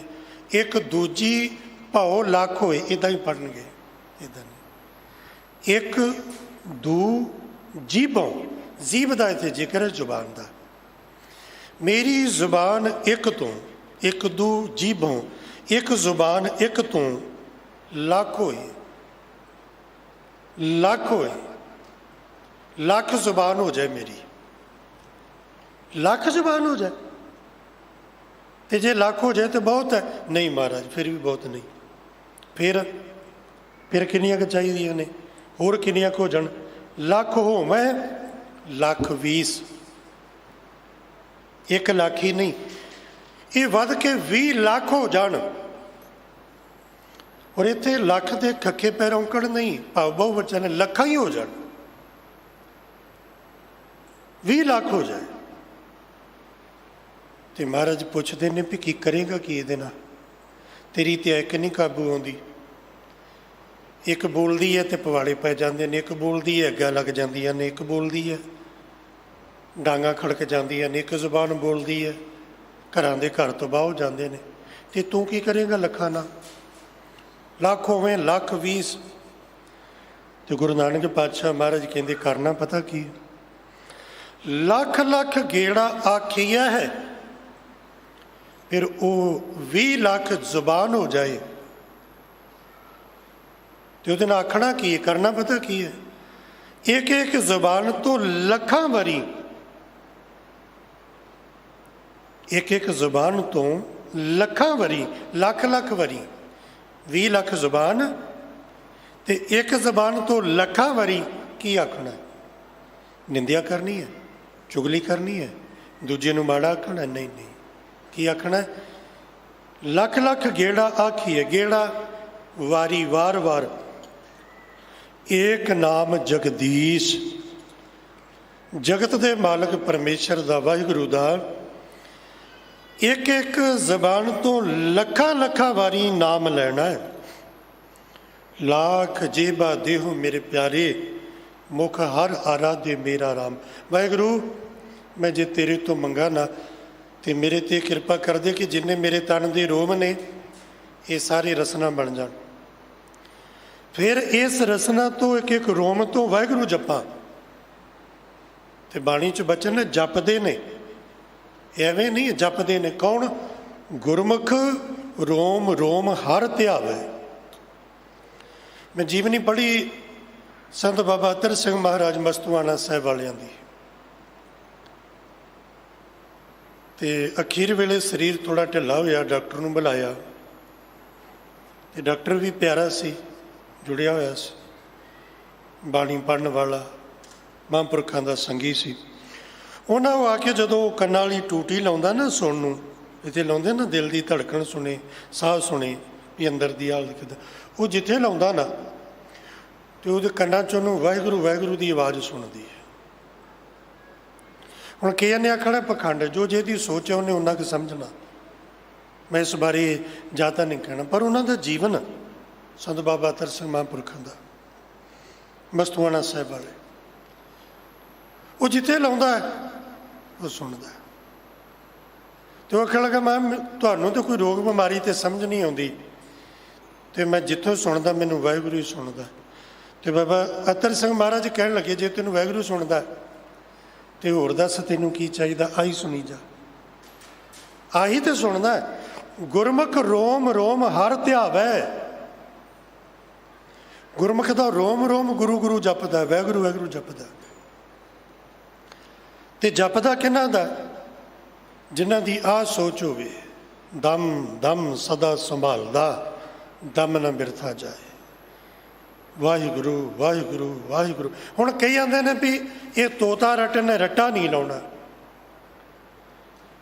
ਗੱਲ ਇਹ ਵੀ ਰੱਟਾ ਲਾਏ ਤੋਂ ਬਿਨਾ ਕੋਈ ਗੱਲ ਹਿਰਦੇ 'ਚ ਵਸਦੀ ਨਹੀਂ, ਜ਼ੁਬਾਨ 'ਤੇ ਚੜ੍ਹਦੀ ਨਹੀਂ, ਰੱਟਾ ਲਾਉਣਾ ਪੈਂਦਾ। ਤੁਸੀਂ ਕੋਈ ਵਿੱਦਿਆ ਪੜ੍ਹਦੇ ਹੋ, ਤੁਹਾਨੂੰ ਰੱਟਾ ਲਾਉਣਾ ਪੈਂਦਾ। ਨਿਆਣੇ ਸ਼ੁਰੂ 'ਚ ABCD ਸਿੱਖਦੇ ਨੇ, ਊੜਾ ਐੜਾ ਸਿੱਖਦੇ ਨੇ, ਰੱਟਾ ਲਾਉਣਾ ਪੈਂਦਾ। ਇਹ ਥੋੜ੍ਹੀ ਵੀ ਇੱਕ ਵਾਰੀ ਪੜ੍ਹਿਆ ਤੇ ਝੂਮ ਝੂਮ ਕੇ ਨਿਆਣੇ ਪੜ੍ਹਦੇ ਨੇ ਊੜਾ ਐੜਾ। ਭਾਈ ਸਾਹਿਬ ਜੀ ਉਹਨੇ ਦੱਸ ਰਹੇ ਸੀ ਨਾ, ਦਿੱਲੀ ਸਿੱਖ ਗੁਰਦੁਆਰਾ ਪ੍ਰਬੰਧਕ ਕਮੇਟੀ ਨੇ ਇਹ ਉਪਰਾਲਾ ਕੀਤਾ, ਔਰ ਸਾਡਾ ਸਾਰਿਆਂ ਦਾ ਫਰਜ਼ ਹੈ, ਘਰ ਘਰ ਜੂੜਾ ਘਰ ਘਰ ਊੜਾ। ਸਾਡੇ ਹਰ ਘਰ ਵਿੱਚ ਜੂੜਾ, ਦਸਤਾਰ ਤੇ ਜ਼ੁਬਾਨ ਤੇ ਊੜਾ ਹੋਵੇ। ਕੈਂਪ ਲੱਗੇ ਨੇ, ਸਭ ਦੀਆਂ ਡਿਊਟੀਆਂ ਲੱਗੀਆਂ ਨੇ, ਔਰ ਜਿਹੜੇ ਸੁਹਿਰਦ ਨੇ ਇਸ ਸੋਚ ਤੇ ਕਿ ਸਾਡੇ ਬੱਚੇ ਬਾਣੀ ਨਾਲ ਜੁੜਨ, ਉਹ ਤੁਰੇ ਨੇ। ਹੁਣ ਜਿਨ੍ਹਾਂ ਨੇ ਕੁਝ ਵੀ ਨਹੀਂ ਨਾ ਕਰਨਾ, ਉਹਨਾਂ ਕੋਲ ਸਿਰਫ ਹੁੰਦੀਆਂ ਨੇ ਗੱਲਾਂ। ਤੇ ਬੇਨਤੀ ਕੀਤੀ ਜਾਂਦੀ ਵੀ ਨਿਆਣਿਆਂ ਨੂੰ ਕੈਂਪ 'ਚ ਭੇਜੋ, ਆਪ ਲੈ ਕੇ ਆਓ। ਪਿਛਲੇ ਦਿਨੀ ਅਖਬਾਰਾਂ 'ਚ ਵੀ ਆਇਆ, ਤੁਸੀਂ ਸਾਰਿਆਂ ਨੇ ਸੁਣਿਆ ਹੋਵੇਗਾ। ਪਾਕਿਸਤਾਨ ਤੋਂ ਆਇਆ ਇੱਕ ਪਰਿਵਾਰ ਪਾਰਟੀਸ਼ਨ ਵੇਲੇ 47 'ਚ ਦਿੱਲੀ ਆਇਆ। ਉਹਨਾਂ ਦਾ ਧਨ ਦੌਲਤ, ਜ਼ਮੀਨ, ਘਰ-ਬਾਰ, ਦੁਕਾਨ, ਮਕਾਨ, ਜੋ ਕੁਝ ਉੱਧਰ ਰਹਿ ਗਿਆ, ਪਰ ਉਹਨਾਂ ਦਾ ਬਾਣੀ ਨਾਲ ਪਿਆਰ ਸੀ। ਉਹਨਾਂ ਦੇ ਘਰ ਗੁਰੂ ਗ੍ਰੰਥ ਸਾਹਿਬ ਦੇ ਸਰੂਪ ਸੀ। ਉਹ ਮਹਾਰਾਜ ਦੇ ਸਰੂਪ ਨਾਲ ਲੈ ਕੇ ਆਏ, ਘਰ 'ਚ ਪ੍ਰਕਾਸ਼ ਕਰਦੇ ਰਹੇ, ਬਾਣੀ ਪੜ੍ਹਦੇ ਰਹੇ। ਆ ਪਿਛਲੇ ਹਫ਼ਤੇ ਉਹ ਪਰਿਵਾਰ ਦੇ ਉਹ ਬਜ਼ੁਰਗ ਚੜ੍ਹਾਈ ਕਰਕੇ ਉਹਨਾਂ ਦੇ ਅੱਗੋਂ ਬੱਚੇ, ਉਹਨਾਂ ਨੇ ਦਿੱਲੀ ਸਿੱਖ ਗੁਰਦੁਆਰਾ ਪ੍ਰਬੰਧਕ ਕਮੇਟੀ ਨਾਲ ਵਿਚਾਰ ਕੀਤੀ ਵੀ ਸਾਡੇ ਘਰ ਗੁਰੂ ਗ੍ਰੰਥ ਸਾਹਿਬ ਮਹਾਰਾਜ ਜੀ ਦੇ ਸਰੂਪ ਨੇ, ਲਿਖੇ ਨੇ ਸ਼ਾਹਮੁਖੀ 'ਚ, ਉਰਦੂ ਸ਼ਾਹਮੁਖੀ। ਕਿਉਂਕਿ ਜਿਹੜੀ ਅਸੀਂ ਵੰਡ ਦੀ ਗੱਲ ਕਰਦੇ ਹਾਂ ਨਾ 47, ਇਹ ਸਿਰਫ ਕਹਿਣ ਨੂੰ ਹੈ ਵੀ ਦੇਸ਼ ਵੰਡਿਆ ਹੈ। ਸਭ ਤੋਂ ਵੱਧ ਜਿਹੜਾ ਨਾ ਉਹ ਦੇਸ਼ ਨਹੀਂ ਵੰਡਿਆ, ਉਹ ਪੰਜਾਬੀਅਤ ਦੀ ਵੰਡ ਹੈ। ਸਾਡੇ ਦਰਿਆਵਾਂ ਦੀ ਵੰਡ ਹੋਈ, ਸਾਡੇ ਪੰਜਾਬ ਦੀ ਵੰਡ ਹੋਈ। ਤੇ ਕੇਵਲ ਪੰਜਾਬ ਹੀ ਨਹੀਂ ਵੰਡਿਆ ਗਿਆ, ਮਿੱਟੀ ਨਹੀਂ ਵੰਡੀ ਗਈ, ਦਰਿਆ ਪਾਣੀ ਨਹੀਂ ਵੰਡੇ ਗਏ, ਸਾਡੀ ਬੋਲੀ ਵੀ ਵੰਡੀ ਗਈ। ਇੱਧਰ ਗੁਰਮੁਖੀ ਰਹਿ ਗਈ, ਉੱਧਰ ਸ਼ਾਹਮੁਖੀ ਰਹਿ ਗਈ, ਸਾਡੀ ਬੋਲੀ ਵੀ ਵੰਡੀ ਗਈ। ਉਹ ਗੁਰੂ ਗ੍ਰੰਥ ਸਾਹਿਬ ਜੀ ਦੇ ਸਰੂਪ ਸ਼ਾਹਮੁਖੀ 'ਚ ਨੇ। ਉਹ ਕਹਿੰਦੇ ਜੀ ਵੀ ਸਾਡੇ ਕੋਲ ਹੁਣ ਘਰ ਕੋਈ ਪੜ੍ਹਦਾ ਨਹੀਂ, ਇਹ ਅੱਖਰ ਕਿਸੇ ਨੂੰ ਬੋਲੀ ਆਉਂਦੀ ਨਹੀਂ। ਤੇ ਗੁਰਦੁਆਰਾ ਸਾਹਿਬ ਬੜੇ ਅਦਬ ਅਦਾਇਬ ਨਾਲ ਧਰਮ ਪ੍ਰਚਾਰ ਕਮੇਟੀ ਦੇ ਚੇਅਰਮੈਨ ਸਰਦਾਰ ਜਸਪ੍ਰੀਤ ਸਿੰਘ ਜੀ ਕਰਮਸਰ ਸਾਹਿਬ, ਉਹਨਾਂ ਨੇ ਬੜੀ ਤਵੱਜੋ ਦਿੱਤੀ ਇਸ ਗੱਲ ਤੇ। ਮਹਾਰਾਜ ਜੀ ਦੇ ਸਰੂਪ ਰਕਾਬਗੰਜ ਸਾਹਿਬ ਲਿਆ ਕੇ ਸੁਸ਼ੋਭਿਤ ਕੀਤੇ। ਹੁਣ ਇਹਦੇ ਦੋ ਪੱਖ, ਇਹ ਠੀਕ 100 ਸਾਲ ਤੋਂ ਪੁਰਾਤਨ ਪਹਿਲਾਂ ਦਾ ਉਹ ਮਹਾਰਾਜ ਦਾ ਸਰੂਪ ਹੈ, ਸ਼ਾਹਮੁਖੀ 'ਚ ਹੈ, ਉਹ ਗੁਰਦੁਆਰਾ ਸਾਹਿਬ ਆ ਗਿਆ। ਇੱਥੋਂ ਤੱਕ ਗੱਲ ਇਹ ਪੱਖ ਠੀਕ। ਇਹਦਾ ਦੂਜਾ ਪੱਖ, ਉਸ ਪਰਿਵਾਰ ਲਈ ਇਹ ਕਿੱਡੀ ਪਿਆਰੀ ਵਸਤੂ ਹੋਏਗੀ, ਕਿੱਡੀ ਕੀਮਤੀ ਹੋਏਗੀ ਕਿ ਉਹਦੇ ਪਿਤਾ ਜੀ ਜ਼ਮੀਨ ਜਾਇਦਾਦ, ਘਰ ਮਾਇਆ ਦੌਲਤ, ਸੋਨਾ ਚਾਂਦੀ ਸਭ ਛੱਡ ਆਏ। ਗੁਰੂ ਗ੍ਰੰਥ ਸਾਹਿਬ ਜੀ ਦੇ ਸਰੂਪ ਨਾਲ ਲੈ ਕੇ ਆਏ। ਉਹਨਾਂ ਦੇ ਪਿਤਾ ਜੀ ਦੀ ਜ਼ਿੰਦਗੀ ਦੀ ਸਭ ਤੋਂ ਕੀਮਤੀ ਚੀਜ਼ ਉਹ ਗੁਰੂ ਗ੍ਰੰਥ ਸਾਹਿਬ ਜੀ ਦੇ ਸਰੂਪ ਸੀ। ਇਹੀ ਨਾ ਜੀ, ਤਾਈ ਤੇ ਲੈ ਕੇ ਆਏ ਉਧਰੋਂ। ਉਹਨਾਂ ਬੱਚਿਆਂ ਨੇ ਉਹ ਸਰੂਪ ਗੁਰੂ ਗ੍ਰੰਥ ਸਾਹਿਬ ਜੀ ਦੇ ਗੁਰਦੁਆਰਾ ਸਾਹਿਬ ਦਿੱਤੇ। ਇਹਨੂੰ ਵਿਚਾਰਨਾ ਕਿਉਂ ਦਿੱਤੇ? ਪਿਤਾ ਦੀ ਇੰਨੀ ਪਿਆਰੀ ਨਿਸ਼ਾਨੀ 47 ਤੋਂ ਪਹਿਲਾਂ ਦੀ, ਉਹਨਾਂ ਦੇ ਪਿਤਾ ਹੀ ਨਹੀਂ, ਉਹਨਾਂ ਦੇ ਬਾਪ ਦਾਦੇ ਸਾਰਿਆਂ ਦੇ ਪਰਿਵਾਰ ਦੀ ਵਡੇਰਿਆਂ ਦੀ ਨਿਸ਼ਾਨੀ ਹੋਏਗੀ। ਪਿਤਾ ਜੀ ਤੇ ਲੈ ਕੇ ਆਏ, ਕਿਉਂ ਦੇਣੀ ਪਈ? ਕਿਉਂ ਨਾ ਸਾਂਭ ਸਕੇ? ਸਿਰਫ ਇੱਕ ਗਲਤੀ ਕਰਕੇ। ਕੀ? ਇਹ ਉਹਨਾਂ ਬੱਚਿਆਂ ਦੀ ਵੀ ਔਰ ਉਹਨਾਂ ਦੇ ਪਿਤਾ ਦੀ ਵੀ, ਕਿ ਉਹ ਜਿਹੜੀ ਜ਼ੁਬਾਨ ਆਪ ਜਾਣਦੇ ਸੀ ਉਹ ਜ਼ੁਬਾਨ ਅੱਗੇ ਬੱਚਿਆਂ ਨੂੰ ਸਿਖਾ ਨਾ ਸਕੇ। ਬੱਚਿਆਂ ਨੇ ਜ਼ੁਬਾਨ ਸਿੱਖੀ ਨਾ, ਉਹਨਾਂ ਨੂੰ ਪੜ੍ਹਨਾ ਨਾ ਆਇਆ, ਗੁਰੂ ਗ੍ਰੰਥ ਸਾਹਿਬ ਗੁਰਦੁਆਰਾ ਸਾਹਿਬ ਦੇ ਦਿੱਤੇ। ਇਹ ਕੇਵਲ ਸ਼ਾਹਮੁਖੀ ਦਾ ਹੀ ਮਸਲਾ ਨਹੀਂ ਹੈ, ਇਹ ਮਸਲਾ ਗੁਰਮੁਖੀ ਦਾ ਵੀ ਹੈ। ਸਾਡੇ ਪਰਿਵਾਰਾਂ 'ਚ ਵੀ ਇੱਦਾਂ ਹੁੰਦਾ। ਦਾਦਾ ਪਾਠ ਕਰਦਾ ਸੀ, ਦਾਦੀ ਕਰਦੀ ਸੀ, ਪਿਓ ਕਰਦਾ ਸੀ, ਮਾਂ ਕਰਦੀ ਸੀ, ਸਾਨੂੰ ਆਉਂਦਾ ਨਹੀਂ, ਇਸ ਲਈ ਗੁਰੂ ਗ੍ਰੰਥ ਸਾਹਿਬ ਦੇ ਸਰੂਪ ਗੁਰਦੁਆਰੇ ਛੱਡੋ। ਹੁਣ ਇੱਥੇ ਕਸੂਰ ਕਿਹਦਾ? ਤੁਹਾਨੂੰ ਕਿਉਂ ਨਹੀਂ ਆਉਂਦਾ? ਪਿਓ ਦੀ ਦੁਕਾਨ ਤੁਸੀਂ ਸਾਂਭੋ, ਪਿਓ ਦੀ ਜ਼ਮੀਨ ਤੁਸੀਂ ਸਾਂਭੋ, ਪਿਤਾ ਦਾ ਮਕਾਨ ਤੁਸੀਂ ਸਾਂਭੋ, ਪਿਤਾ ਦੀ ਜਾਇਦਾਦ ਦੇ ਵਾਰਸ ਤੁਸੀਂ, ਤੇ ਪਿਤਾ ਦੀ ਜਿਹੜੀ ਬੋਲੀ ਸੀ ਉਹ ਕੋਈ ਬਗਾਨਾ ਸਿੱਖੇ? ਇਹ ਕਿਵੇਂ ਹੋ ਸਕਦਾ? ਮੈਂ ਨਾ ਗੋਲੇ ਦੇ ਇਲਾਕੇ ਯੂਪੀ ਲਖੀਮਪੁਰ ਖੀਰੀ ਗੋਲਾ, ਇੱਕ ਪਰਿਵਾਰ ਨੇ ਮੈਨੂੰ ਕਥਾ ਲਈ ਬੁਲਾਇਆ। ਉਹਨਾਂ ਦੇ ਪਿਤਾ ਜੀ ਦਾ ਕਾਲ ਚਲਾਣਾ ਹੋਇਆ। ਮੈਂ ਭੋਗ ਤੇ ਕਥਾ ਕਰਨ ਗਿਆ। ਮੈਂ ਉਸ ਪਰਿਵਾਰ ਨੂੰ ਜ਼ਿਆਦਾ ਜਾਣਦਾ ਨਹੀਂ ਸਾਂ। ਉਹ ਬਾਪੂ ਦੀ ਫੋਟੋ ਲੱਗੀ, ਫੋਟੋ ਬੜੀ ਸੋਹਣੀ, ਬਾਪੂ ਦੀ ਸੋਹਣੀ ਦਸਤਾਰ, ਸੋਹਣਾ ਦਾੜਾ, ਤੇ ਘਰ ਬਾਹਰ ਵੀ ਬੜਾ ਤਕੜਾ, ਖੁੱਲੀ ਜ਼ਮੀਨ, ਤਕੜੀ ਕੋਠੀ, ਸਾਰਾ ਕੁਝ। ਉਹ ਤੋਂ ਬਾਅਦ ਨਾ ਜਿਹੜੀ ਉਹ ਦਸਤਾਰ ਦੀ ਰਸਮ ਕਰਨੀ ਸੀ ਉਹ ਅੱਗੇ ਉਹਨਾਂ ਦੇ ਬੇਟੇ ਨੂੰ, ਆ ਕਥਾ ਵੀ ਸ਼ਾਇਦ ਸੁਣਦੇ ਹੋਣਗੇ ਅੱਜ। ਉਹ ਜਦੋਂ ਦਸਤਾਰ ਦੀ ਰਸਮ ਕਰਨ ਨੂੰ ਬੇਟਾ ਉਹਨਾਂ ਦਾ ਬੈਠਾ ਤੇ ਉਹ ਘੋਣ ਮੋਨ, ਨਾ ਉਹਦੇ ਪੱਗ ਤੇ ਨਾ ਉਹਦੇ ਦਾੜੀ, ਨਾ ਉਹਦੇ ਜੂੜਾ।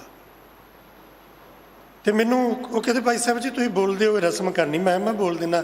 ਤੇ ਨਾਲ ਮੈਂ ਫਿਰ ਇੱਕ ਬੇਨਤੀ ਕੀਤੀ ਵੀ ਬਾਪੂ ਦੀ ਇੰਨੀ ਜ਼ਮੀਨ ਤੁਸੀਂ ਸਾਂਭਣੀ, ਬਾਪੂ ਦੀ ਐਡੀ ਵੱਡੀ ਕੋਠੀ ਤੁਹਾਡੀ, ਇਹ ਟਰੈਕਟਰ ਜੀਪਾਂ ਕਾਰਾਂ ਤੁਸੀਂ ਸਾਂਭਣੀਆਂ, ਸਾਰਾ ਕੁਝ ਤੁਹਾਡਾ ਹੈ ਨਾ, ਬਾਪੂ ਨੇ ਤੁਹਾਨੂੰ ਦਿੱਤਾ।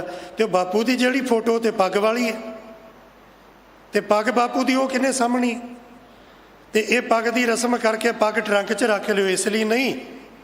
ਹੱਥ ਜੋੜ ਕੇ ਬੇਨਤੀ, ਬਾਪੂ ਦੀ ਪੱਗ ਵੀ ਤੁਸੀਂ ਸਾਂਭਣੀ ਹੈ। ਉਹਨੂੰ ਕਿਹਾ ਇਹਨੂੰ ਪੱਗ ਸਿਰ ਤੇ ਨਾ ਰੱਖੋ, ਇਹਨੂੰ ਬੰਨੋ। ਤੇ ਮਾਲਕ ਨੇ ਕਿਰਪਾ ਕੀਤੀ, ਉਹਨੇ ਬੇਨਤੀ ਮੰਨ ਲਈ। ਹੁਣ ਤੱਕ ਦਸਤਾਰ ਸਜਾਉਂਦਾ, ਉਹਨੇ ਕੇਸ ਵੀ ਰੱਖ ਲਏ।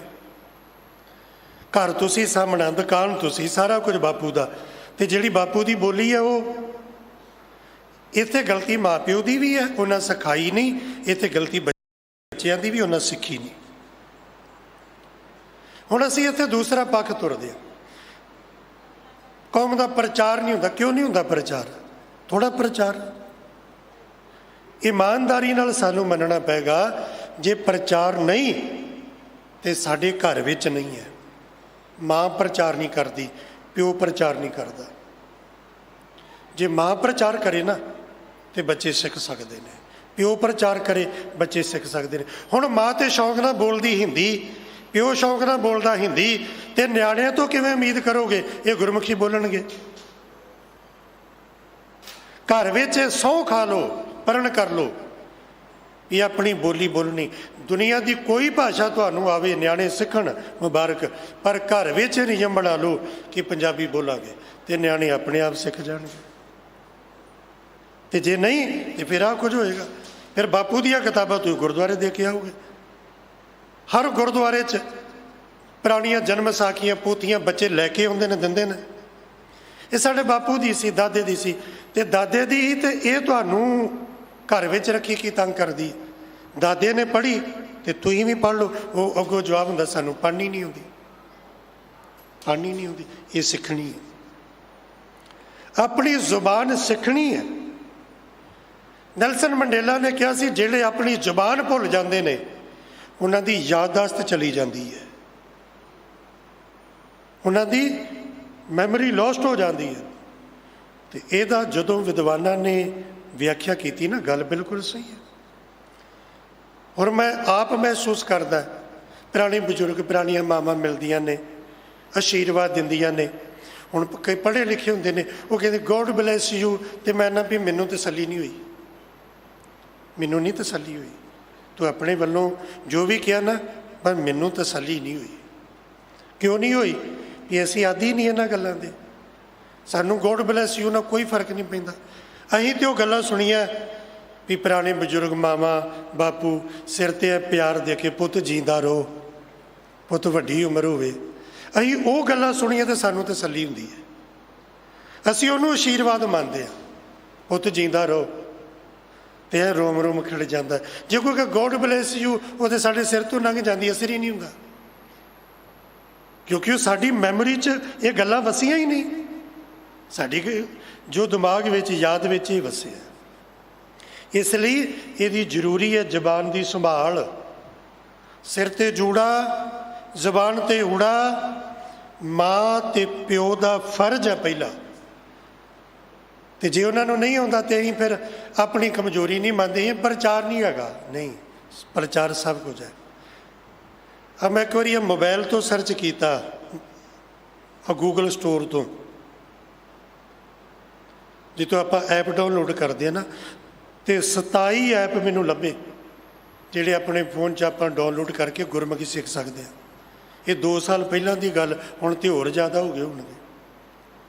जे आप सीखना हो ना, सब कुछ सीख सकते हैं। जो टच फोन नहीं सी आए, एंड्रॉयड फोन नहीं सी आए, आप दूजे चलाने हाँ, ये आए कितों जाके सीखे, कितों क्लास ली। जो आप वरतन लगे आ गए ना, तो ऊड़ा एड़ा कहन लग जाओ, आपे आ जाएगा। घर च पंजाबी बोलो, आपे आएगी न्याणिਆਂ ਨੂੰ। ते आएगी तो फिर करना की है, लख लख गेड़ा आखिए एक नाम जगदीश। तो जेड़ा आखेगा सिमरन करेगा वाहेगुरु वाहेगुरु, ये सच है। मस्कीन साहब जी ने जिक्र किया कि वाहेगुरु एक बार ही आखिया रब सुनता है, रब तक पहुँच जाता है, एक बार ही किया। पर वो जेड़ा रब तक एक बार कहण दी जेड़ी आवाज़ पहुँचे, एक बारी क्या जावे, उस एक बार कहण लई लखां वार कहना पेगा। वार वार बारंबार बार प्रभ जपिए, बार बार बार बार लख लख गेड़ा आखिए एक नाम जगदीश। ये पता की है, ये तरह पत पवड़ियाँ चढ़िया वही 21। ये रब नूं मिलदियां पत वालियां इज्जत वालियां पौड़ियां ने। जेड़ा जपेगा ना वार वार वाहिगुरु वाहिगुरु वाहिगुरु, गुण गाएगा, गुण गावत तेरी उतर समैल, सारी खेड़ गुण गाउण नाल बननी है वार वार। तो जेड़ा जपेगा चढ़िए हुए पौड़ियाँ चढ़ गया, 21 ਉਹਦੇ ਨਾਲ एकमिक हो जाएगा, अभेदता हो जाएगी। तो जेदी हो गई अभेदता उत्ते पहुँच गया, तो दूसरे पासे रह गई गल्लां वाली। गल्लां वालियां दी हालत होनी है, सुन गल्लां आकाश की कीटां आई रीस। जिवें आकाश दीयां गल्लां सुन के ना धरती ते रेंग के चलण वाला कीड़ा, वो आखे भी मैं गल्लां बातां नाल आकाश ते उड़ जा, वो गल्लां बातां नाल नहीं उड़ सकदा। ਉਹਦਾ दायरा ही इन्ना है, ਉਹਦੀ सोच ही इन्नी है, वो इतों तक ही है। ਜਿਹਦੇ पल्ले गल्लां ने ना, वो गल्लां ही है। तो गल्लां वालियां दी हालत है, गल्ली असी चंगियां आचारी बुरियां, मनो कसुदा कालियां बाहर चिटवियां, हालत साडी आ। गल्लां गल्लां दे महल बनाउने आ, ते फिर नाल होर फिर जे कुछ असी बदलाव तरक्की सारा कुछ वो फिर व्हाट्सएप फेसबुक ते फिर वो च लगे रात दिन जो कुछ करना उत्थे ही करना है। आप पिंडां वालियां दे भी आप डक्का दोहरा नहीं करना अपनी हालत है। तो जिन्हां कोल सिर्फ गल्लां ने ना, वो गल्लां वालियां कोल अखीर च गल्लां ही बचणगीਆਂ। गल्लां करन वाले गल्लां च रह गए, तो जिन्हां यतन कीता मंजिल ते पहुँच गए। नानक नदरी पाई है, ये प्राप्ति ये मंजिल किस तरह मिलती है, ਉਹਦੀ नदर ना नदर ना। जिसनों तेरी नदर ना लेखा पुछी है। नदर करे तो सिमरिया जाए, जिहदे ते मेहर की निगाह करदा, जिहदे ते करदा मेहर की निगाह, उन्होंने ये बख्शिश वार वार जपण की प्राप्त होंदी है। तो उहदी मेहर नाल एक ओंकार की प्राप्ति का जरिया गुरु की मेहर है, सतगुर प्रसाद है। तो जिहड़ा इस पासे नहीं आता उहदे लई की है? कूड़ा कूड़ी ठीस। झूठे बंदे लई की है?